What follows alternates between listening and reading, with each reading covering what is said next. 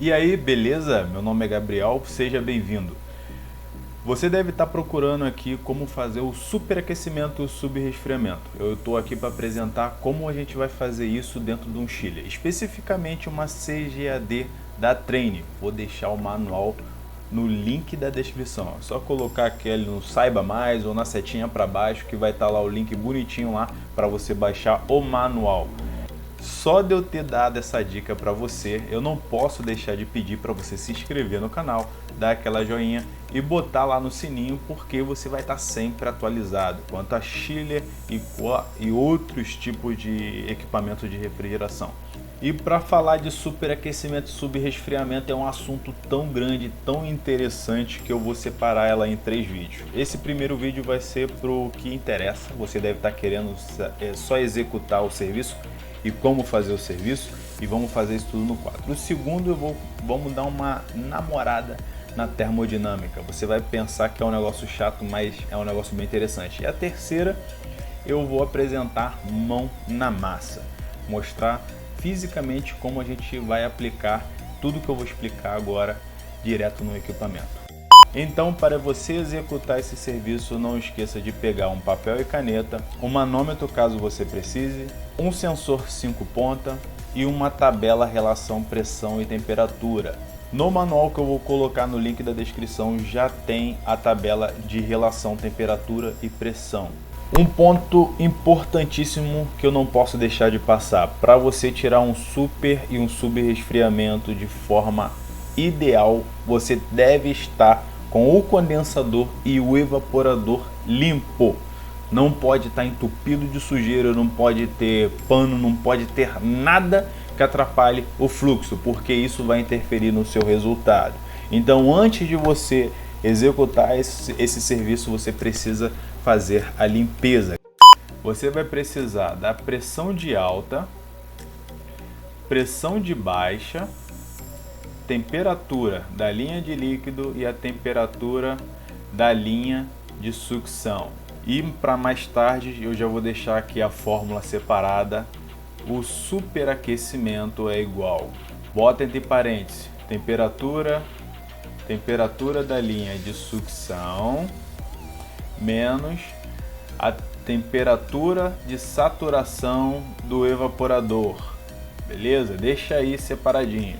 O subresfriamento é a temperatura de saturação do condensador menos a temperatura da linha de líquido.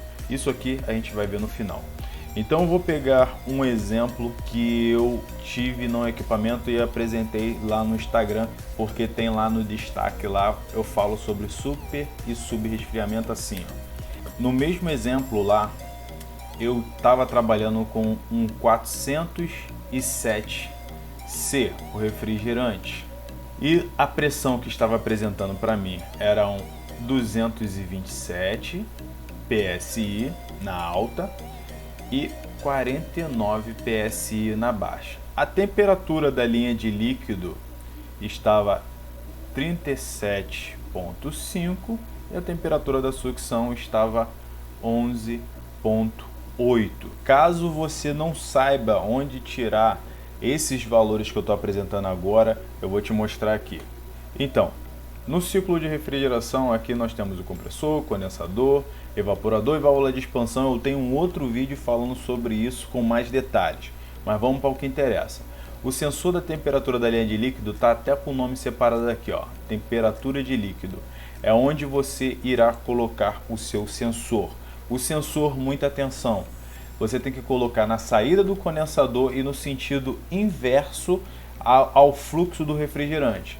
Se o refrigerante está nesse sentido, você irá colocar o sensor 5 pontas. Eu vou colocar aqui uma fotinha aqui para ficar legal. Você vai pegar o sensor 5 pontas, uma pontinha dessa aqui, e você vai colocar no sentido oposto. Não esquecendo de isolar o sensor, tá bom?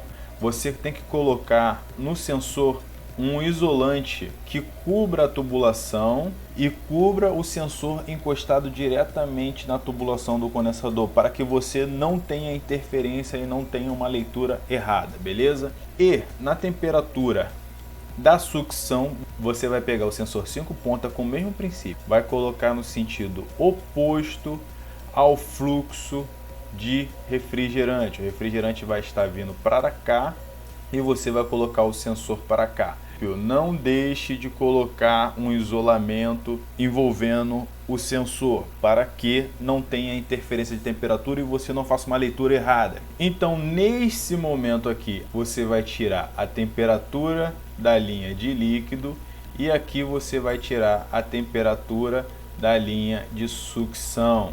E as pressões?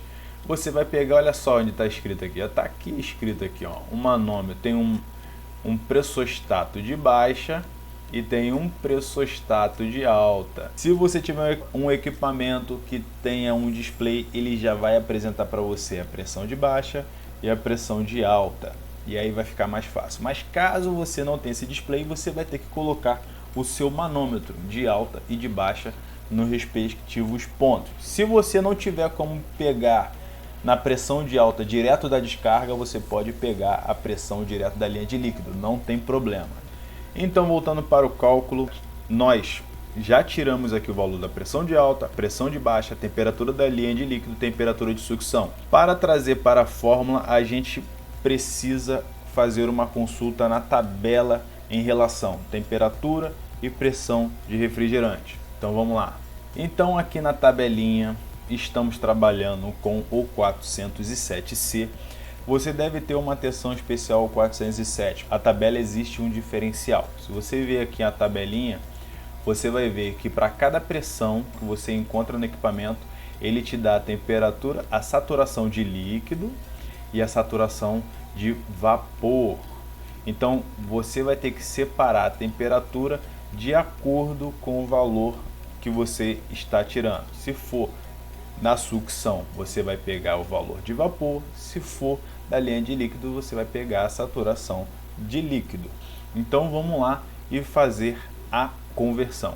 A minha pressão de alta está em 227 PSI. Vamos consultar na tabela a pressão de alta. Então 227, que é entre 225 e 230. E eu vou tirar aqui a temperatura de acordo com esse valor. Vou pegar aqui 38,5, que seria um valor entre as duas pressões. Saturação do gás aqui vai ser 38,5 graus Celsius.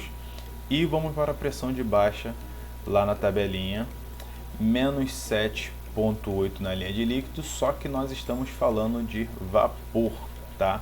Então é menos 1,1. Eu vou colocar menos 1,3. Então o valor aqui vai ser menos 1,3 graus Celsius. Então aqui nós já chegamos ao ponto que nos interessa e aí a gente pode colocar os valores na fórmula.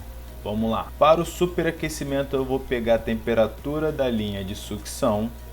Temperatura da linha de sucção, não esqueça de colocar entre parênteses, 11,8 menos a temperatura de saturada do evaporador, no caso tem a pressão de baixa, que vai ser menos 1,3 graus Celsius, beleza? E fazendo a conversãozinha aqui, não esquecer que menos com menos você soma. Meu superaquecimento no momento, 3 horas depois, 13,1 graus Celsius. Esse é meu superaquecimento. Vamos para o subresfriamento. Vamos aplicar os valores à fórmula. Temperatura de saturada do condensador, que é o 38,5 menos a temperatura da linha de líquido, 37,5. 2 horas depois, 1 grau Celsius. Meu subresfriamento equivale a 1 grau. Ah, beleza, cheguei ao resultado do meu super e meu subresfriamento. Nós temos que voltar a consultar na tabela e saber quais são os valores ideais. Logo na tabela abaixo, justamente aqui nós estávamos consultando aqui a relação pressão e temperatura, nós temos todos os valores do equipamento. Ele fala qual é a ideal da pressão de alta, qual é o ideal da pressão de baixa, o superaquecimento e o subresfriamento. Então eu tenho um superaquecimento de 5 a 10 e um subresfriamento de 6 a 12. Volta lá para a fórmula.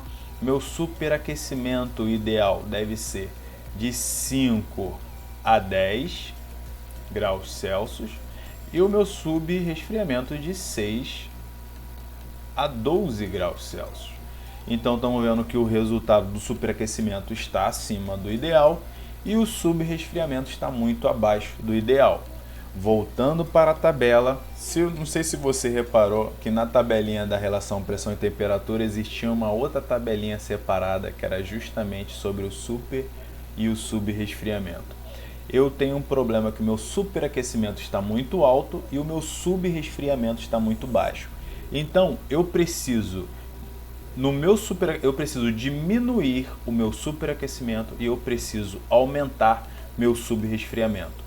Então o xzinho aqui de diminuir está aqui e o xzinho de aumentar está aqui. Então, se eu preciso diminuir esse, aumentar esse, o que eu preciso fazer? Colocar refrigerante. Então significa que dentro desse equipamento está faltando refrigerante. Com todas essas informações é o suficiente para você diagnosticar um teste de vazamento.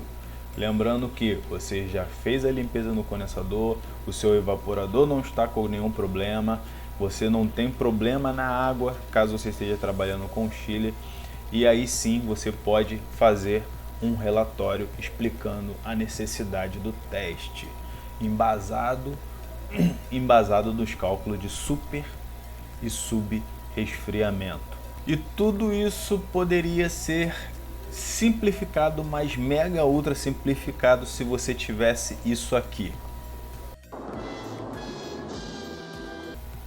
Hoje a tecnologia é maravilhosa e já existem hoje manômetros digitais que fazem exatamente todas as leituras que você precisa. Se você ver aqui, você tem duas garrinhas nesse testo, essa garrinha aqui com um sensor na linha de líquido, o outro na linha de sucção, e você coloca as mangueiras na pressão de alta e na pressão de baixa, e no display ele vai te dar exatamente tudo que você precisa. Caso você tenha a oportunidade de pedir a tua chefia indicar, vou colocar no link da descrição também um local para você poder pesquisar o preço desses tipos de manômetro, beleza?